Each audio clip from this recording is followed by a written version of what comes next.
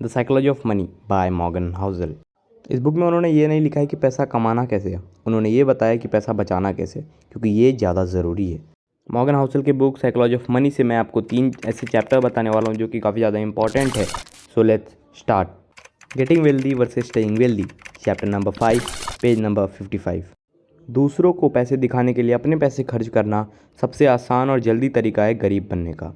अगर एक भिखारी को बड़ी सी लॉटरी लग जाए तो सोचो वो क्या करेगा। अगले दिन वो एक नया घर खरीद लेगा और उसके अगले दिन एक नई कार एंड सो ऑन। वो इसी तरह सामान खरीदते जाएगा, बट कुछ समय बाद वो फिर से भिखारी बन जाएगा।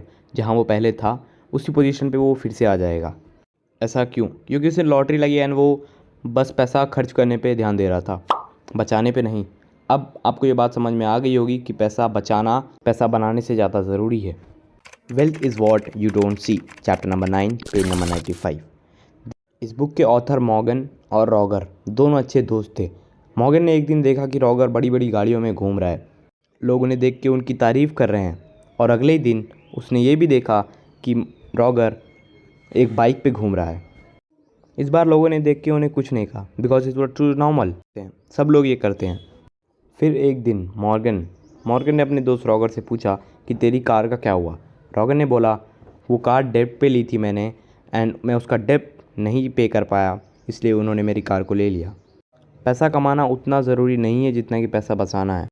देखो दोस्त, वेल्थ जो है ना, वेल्थ वो एक बहुत मोटा रकम होता है एंड वेल्थ दिखाया नहीं जाता। और रिचनेस का मतलब होता है कहीं से एक रेगुलर इनकम जनरेट होना, जो कि हम कार्स खरीदने में, बाइक्स खरीदने में यूज़ करते हैं। आई होप कि आपको ये चैप्टर समझ में आ गया हो। Nothings free, chapter number 15, page number 155। देखो, इस वर्ल्ड में ना कुछ भी फ्री नहीं है एंड ये भी ज़रूरी नहीं है कि हर चीज़ का पेमेंट हम उसके लेवल से ही करें। अगर हम पिज़्ज़ा खाते हैं तो हम पिज़्ज़ा के लिए पैसे नहीं देते, हम अपने हेल्थ को सेक्रीफाइस करके पिज़्ज़ा को खा रहे हैं। अगर हम सिनेमा देखते हैं, मूवीज़ देखते हैं, तब हम अपने पैसे सेक्रीफाइस नहीं करते, हम अपना टाइम सेक्रीफाइस कर रहे हैं, जो कि पैसों से काफ़ी ज़्यादा ज़रूरी है। देखो, ये जो 3 चैप्टर्स हैं ना, वो पर्सनली मुझे बहुत अच्छे लगे, इसलिए मैंने आपको बताया है। मॉर्गन हाउसल का ये book psychology of money one of the best selling books में से एक है। इस बुक को पूरा ज़रूर पढ़ना।